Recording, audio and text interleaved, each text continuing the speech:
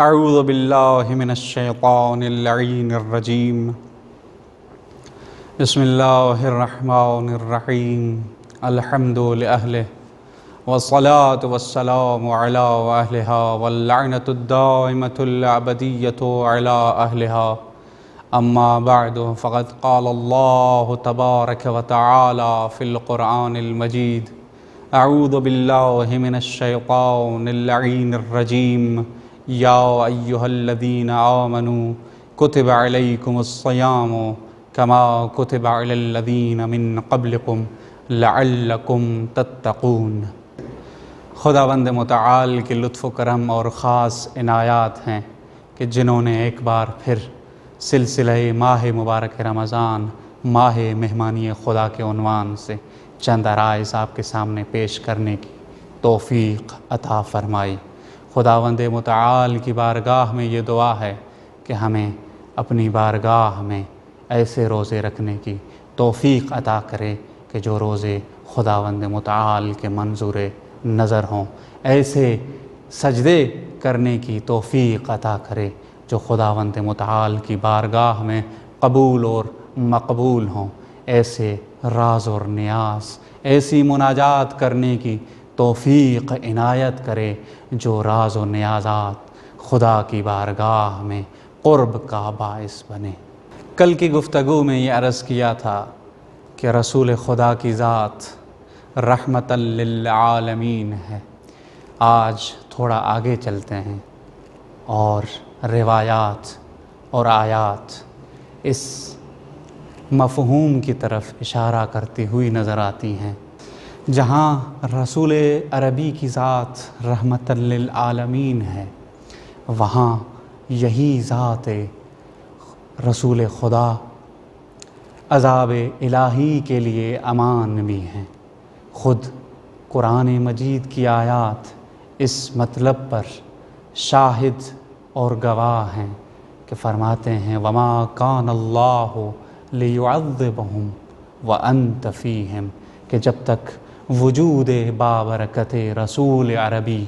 روئے زمین پر ہے تو خداوند متعال عذاب الہی نازل نہیں کرتا۔ جہاں یہ ذات عالمین کے لیے رحمت ہے، حتیٰ کہ کفار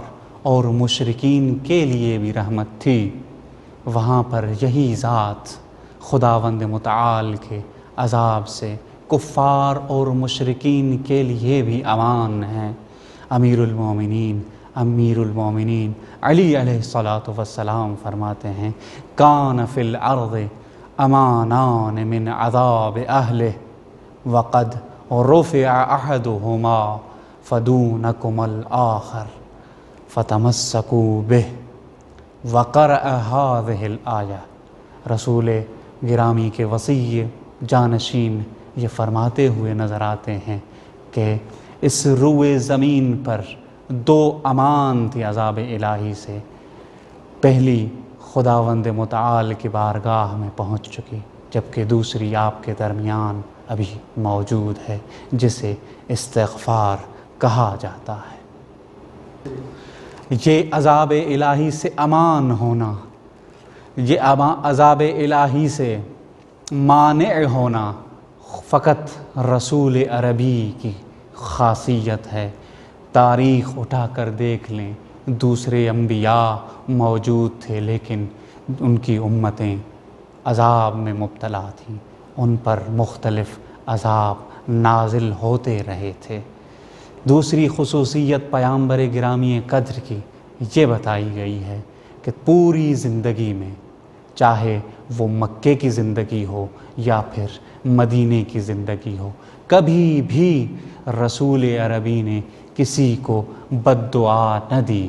کسی کو نفرین نہ کیا۔ جب کہا جاتا تھا رسول خدا اتنی آزار و اذیت مبتلا ہیں، اتنی آزار و اذیت میں ہم مبتلا ہیں، آپ کیوں نہ مشرکین اور کفار کے لیے عذاب کی درخواست کرتے ہیں، تو رسول خدا صلی اللہ علیہ وآلہ وسلم یہ کہتے ہوئے نظر آتے ہیں کہ میں تو رحمت کے لیے آیا ہوں، نہ کہ عذاب دلوانے کے لیے۔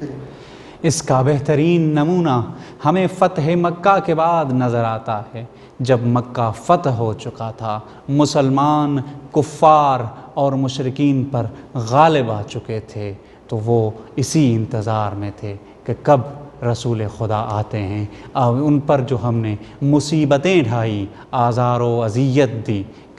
کب اور کیسے ان کا بدلہ ہم سے لیتے ہیں۔ لیکن رسول عربی کی ذات دیکھیں، رسول عربی نے یہ اعلان کیا، الیوم یوم المرحمہ،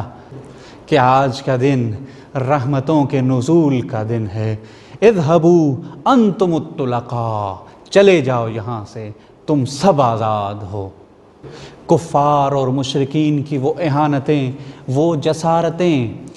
وہ غارتیں، اذیت و آزار جو رسول خدا کو پہنچائی گئی، رسول خدا کے انصار کو پہنچائی گئی، رسول خدا کے امتیوں کو پہنچائی گئی، سب کچھ معاف کر دیا گیا اور کہا گیا اذهبوا، چلے جاؤ، انتم الطلقاء، آپ سب آزاد ہو۔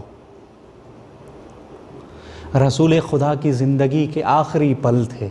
ملک الموت روح قبض کرنے کے لیے آئے تھے اور فرمانے لگے کہ جبریل کہاں ہے۔ کچھ ہی دیر بعد جبریل آئے، جبریل سے پوچھا اے جبریل کہاں تھے؟ کہا ہم بہشت بری کو آپ کے لیے آمادہ کر رہے تھے، مزین کر رہے تھے، آپ کے شایان شان بنا رہے تھے۔ تو رسول خدا کی آنکھوں میں آنسو آئے اور کہنے لگے کہ میں اپنی امت کے لیے فکر مند ہوں۔ واپس ہوئے خدا کی بارگاہ میں جبریل، اور جبریل جب واپس ہوئے درگاہ خداوندی میں، اور درگاہ خداوندی میں رسول اکرم صلی اللہ علیہ وآلہ وسلم کا پیغام پہنچایا، تو خداوند متعال نے یہ اعلان کیا کہ جب تک آپ قیامت کے دن اپنی امت کی شفاعت کر کے راضی نہ ہوں گے، میں آپ کی امت کے لیے شفاعت کے دروازے کھلے رکھوں گا۔ امیر المومنین علی علیہ الصلاۃ والسلام فرماتے ہیں کہ ایک دن رسول عربی نے صلی اللہ علیہ وآلہ وسلم نے فرمایا کہ جب میں قیامت کے دن شفاعت کے لیے کھڑا رہوں گا تو ایک بار خداوند متعال کی صدا آئے گی، ارضیت یا محمد، کیا تم راضی ہو اے محمد عربی؟ تو جواباً یہ فرمائیں گے رضیتو، میں راضی ہوں، میں راضی ہوں۔ قیامت کے دن جب بھائی اپنے بھائی سے، اولاد اپنے ماں باپ سے، ماں باپ اپنے اولاد سے، پیر اپنے مریدوں سے، مرشد اپنے مریدوں سے فرار اختیار کر رہے ہوں گے، تو رسول عربی صلی اللہ علیہ وسلم کی رحمت کا نظارہ یہ ہوگا کہ وہ فرمات رہے ہوں گے امتی امتی، میری امت کہاں ہے تاکہ میں ان کی شفاعت کر سکوں۔ رسول خدا کی عفو و درگزشت کا یہ عالم ہے کہ فتح مکہ کے بعد تمام کفار کو معاف کر دیا، عفو کر دیا، بخش دیا اور جانے کے لیے کہہ دیا۔ جنگ کا یہ دستور رہتا ہے کہ جب بھی جنگ جیتی جاتی ہے تو وہاں سے اسیر لائے جاتے ہیں، مال و دولت غنیمت کے طور پر جمع کیا جاتا ہے، لیکن عفو و درگزشت کا عالم یہ ہے، مغفرت کا یہ عالم ہے کہ رسول عربی فرماتے ہیں اذهبوا انتم الطلقاء، چلے جاؤ کہ آپ آزاد ہو۔ خیبر کا وہ دن ہو جب کفار و مشرکین نے مل کر رسول عربی صلی اللہ علیہ وآلہ وسلم کو زہر دینے کی کوشش کی، یا پھر احد کی وہ یہودی عورت ہو جس نے طعام میں زہر دینے کی کوشش کی، سب کو رسول خدا نے معاف کر دیا، یہاں تک کہ غزوہ تبوک سے واپسی پر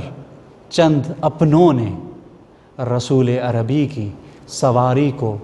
اونچائی سے دھکیلنے کی کوشش کی اور گرانا چاہا، حتیٰ کہ ان کے نام بھی رسول عربی نے فاش نہ کیے اور سب کو معاف کر دیا، مجازات تک نہ کی۔ کتنی رحمت اور کتنی رحمت واسعہ کے مالک ہمارے رسول عربی ہیں۔ یہاں تک کہ نفرین اور بد دعا تک نہیں کرتے، درخواستیں کی گئی لیکن کہا گیا انما بعثت للرحمہ، یہاں تک کہ ان کے حق میں دعا فرمایا کرتے تھے اور فرمایا کرتے تھے ارحموا من فی الارض یرحمکم من فی السماء، آپ زمین والوں پہ رحم کریں تاکہ جو آسمانوں میں ہیں وہ آپ پر رحم کر سکیں۔ اپنی امت اور مسلمانوں کے لیے اتنے دل سوز اور مہربان تھے کہ قرآن فرمانے لگتا ہے حریص علیکم لعلک باخع نفسک اللہ یکون مؤمنین، شدت و غم و اندوہ میں اتنے مبتلا رہتے تھے کہ لوگ ایمان کیوں نہیں لاتے، لوگ نجات حاصل کیوں نہیں کرتے، اس جہالت اور گمراہی کے راستوں کو چھوڑ کیوں نہیں دیتے، فلاح کے راستے پر کیوں نہیں آ جاتے، صراط مستقیم پر کیوں نہیں آ جاتے، نجات حاصل کیوں نہیں کرتے۔ والسلام علیکم ورحمۃ اللہ وبرکاتہ۔